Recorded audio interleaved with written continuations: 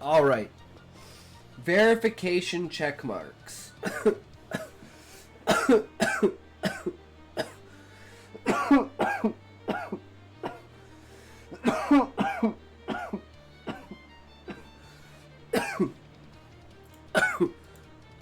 Actually, let's just do think.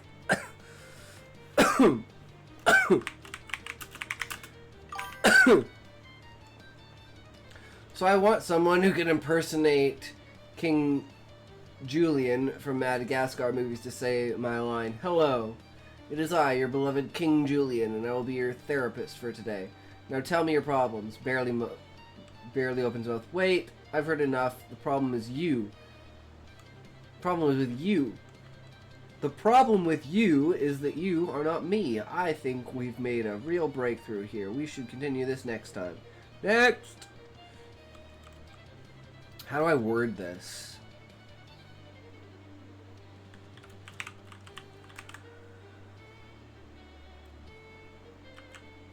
With the growing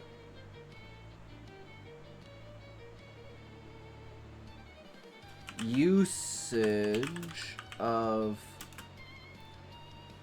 verification through payment, doesn't that just fit his personality? I don't know. I've never seen Madagascar, Sean. That was past my time. I was too old for that.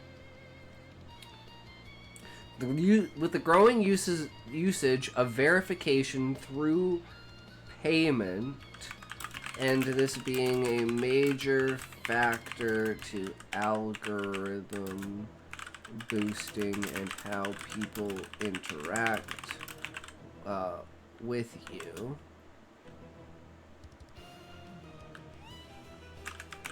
considering the fact that once you purchase the subscription, you will be paying for the rest of your internet life, most likely. Like for Twitter, it is not like it will disappear. If it does, something else will replace it with the same mechanisms, most likely. You're never too old to watch animated movies, especially when you volunteer to take the kiddos to the theater while the parents watch something adult. My town's so small, we don't even have a movie theater. You have to go out of town to see movies. My house has 3 floors, though. Or my parents' house has 3 floors.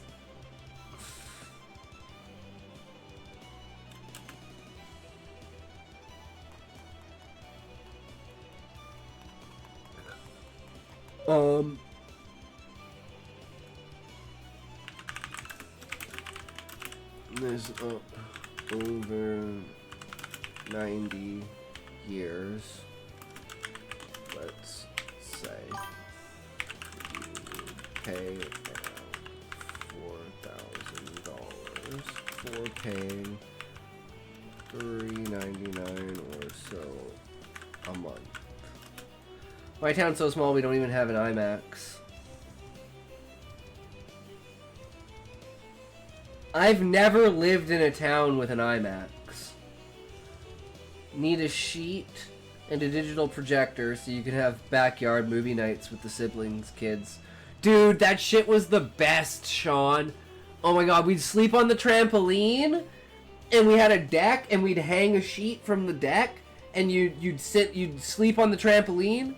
I mean, like a theater in general, or specifically an IMAX. The old city I lived in had an actual theater. This place doesn't have a theater.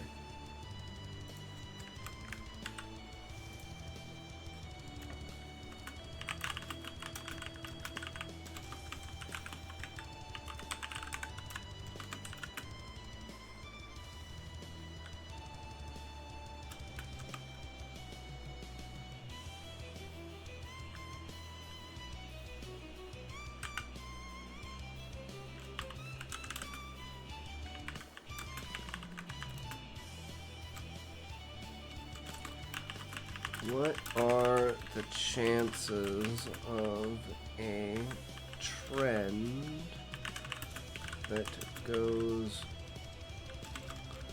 against the verification? And Auckland is big enough that it'd be in the 10 biggest American cities if we were annexed.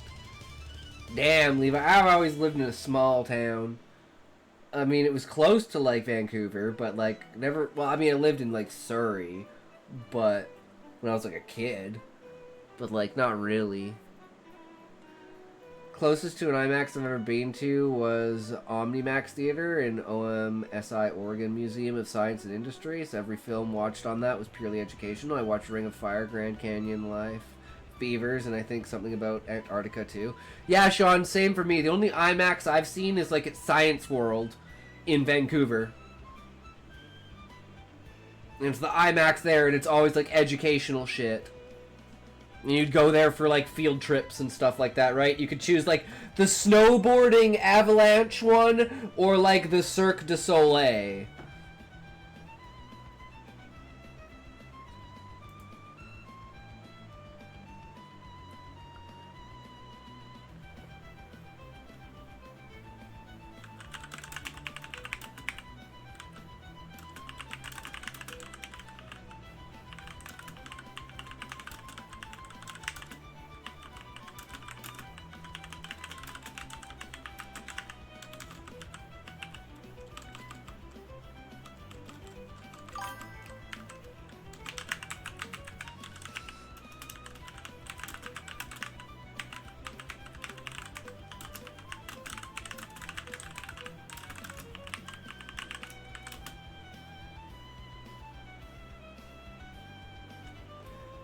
Then the Laser Theater is fun too. I watched a space science show with LeVar Burton as the movie's host. That was cool. Nice.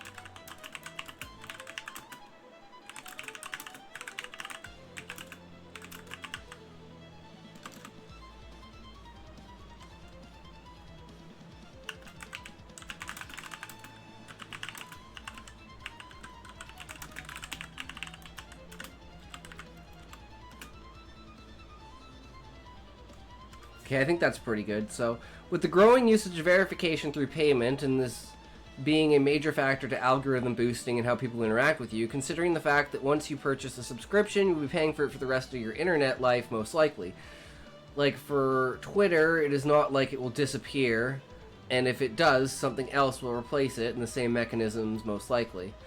Adding this up over 90 years, let's say you would pay around $4,000 for paying $3.99 or so a month. That is per subscription. With this context of the dollar value in the account, you have over your value of the account you have over your lifetime. Do you think presenting this to the customer as a mandatory representation of subscriptions, like they're doing in video games that have in-game currency in England and other European countries, What are the chances of a trend that goes against the verification and people start to turn the algorithm towards people without specifically paid for verifications, i.e. the blue check mark on Twitter, and boosting people organically through real engagement? Oh, let's find out what it thinks, guys. I don't know if this is interesting to you guys, but I just find this stuff interesting. If you guys have any topics that you guys want to do, that you want me to have commentary on, I think actually we should add a Discord channel for that. New channel. Commentary topics.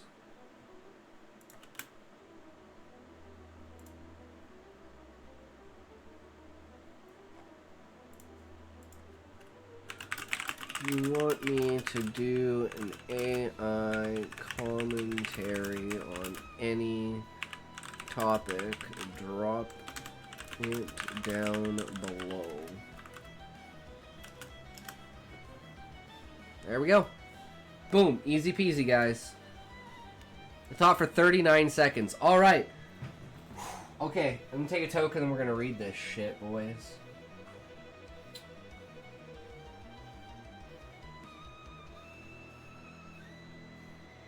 And then, well, I'm gonna pose a question to you guys, and I'm gonna see if you guys can.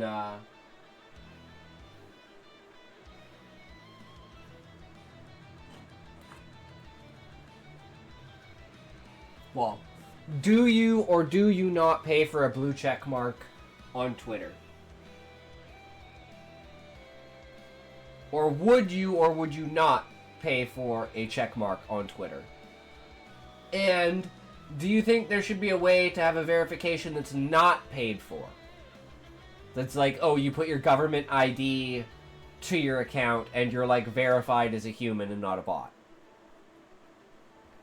And you only have like one ID per account. Something like that.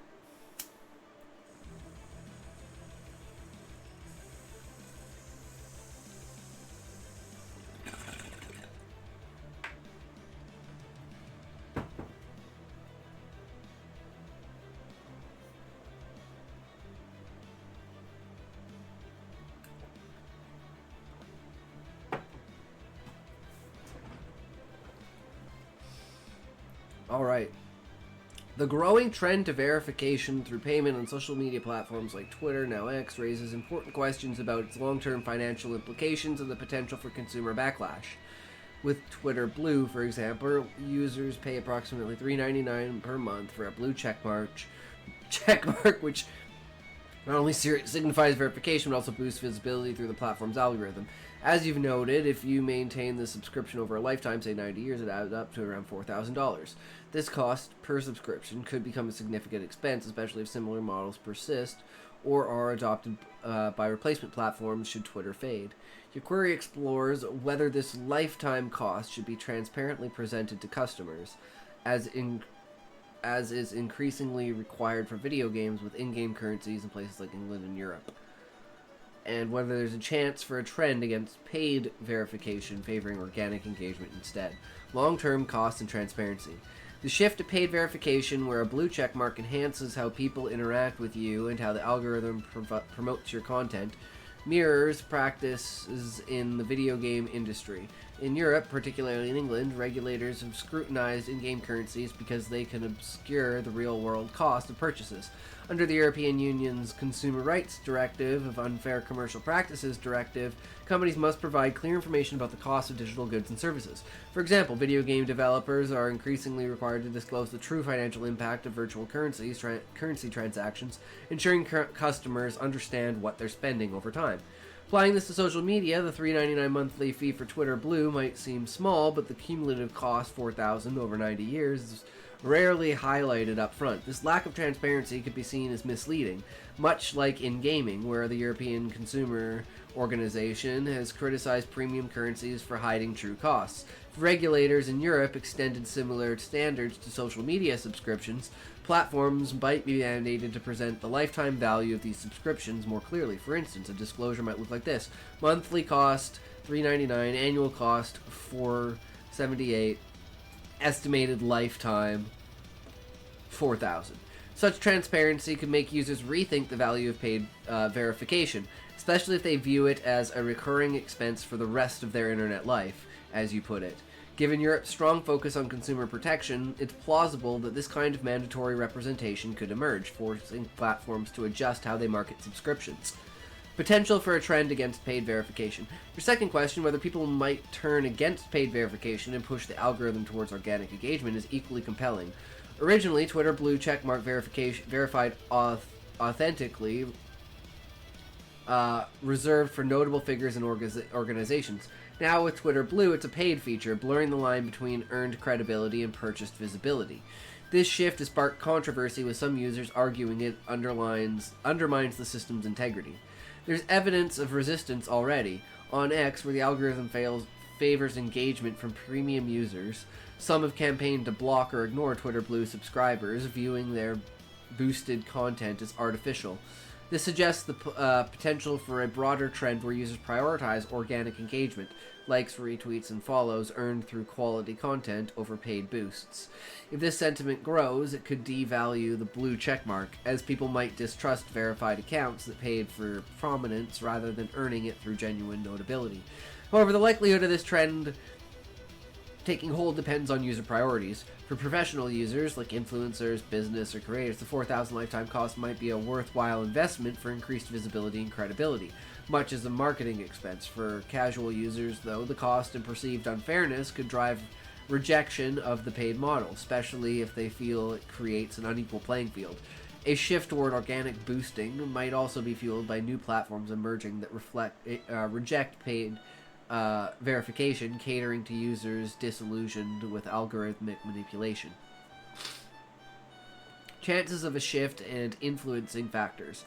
Predicting the chances of this trend is tricky, as social media behavior evolves rapidly. Here are key factors that could shape its trajectory. User trust. If paid verification erodes trust in the platform, say by flooding feeds with artificially boosted content, a backlash could gain momentum.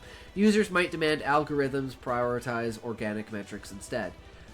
Regulatory pressure. In Europe, stricter transparency rules could deter some from subscribing, amplifying resistance to paid models. A growing value for authenticity could lead users to champion non-verified accounts with real engagement, pursuing platforms to rethink boosting mechanisms. Competition. If alternative platforms prioritize organic reach, they could siphon users from X, forcing a policy shift. While it's not guaranteed, the chances of a trend against paid verification seem moderate to high if these factors align. The $4,000 lifetime cost, then made explicit, might shock enough users to spark a movement, especially in regions sensitive to consumer fairness like Europe. Yet for many, the convenience and benefits of paid verification might sustain its appeal, tempering the backlash. True. In summary, presenting the lifetime cost of subscriptions like Twitter Blue as a mandatory disclosure akin to video game regulations in England and Europe makes sense and could become a reality given regulatory trends. The 4,000 figure over 90 years underscores the financial stakes, and clever communication might push users to question its value. As for a trend against paid verification, it's possible and already simmering. With a shift toward organic engagement hinging on trust, regulation, and cultural preferences, platforms will need to balance monetization with user satisfaction to avoid significant resistance. But the seeds of change are